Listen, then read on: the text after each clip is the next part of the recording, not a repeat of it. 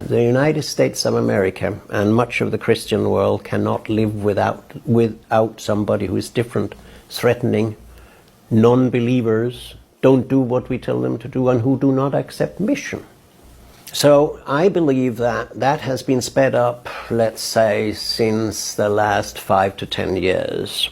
If I give you an example, I think it's now 5 years ago, that the Congress passed a law, and listen carefully, a law which set off $1,500 million, $1.5 billion, over 5 years to train Western journalists in writing negative stories about China. That's done by the state agency of media in the United States. Now, those of us who go to China, or Westerners who live here and see the complexities and the broadness and try to understand China on Chinese premises, see it differently. But that is where they are. They need desperately to have enemies. And if you don't have enemies, and I don't see anything in China's foreign policy that is a threat to the United States. It is not China that has its vessels outside California's coast or Florida's coast. It is the West that has all its vessels around China.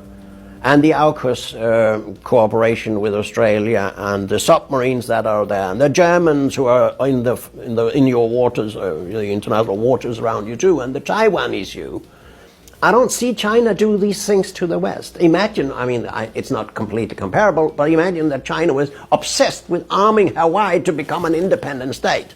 I wonder how Washington would react to something like that. And therefore you invent your enemies. If you want enemies, it's easy to make it.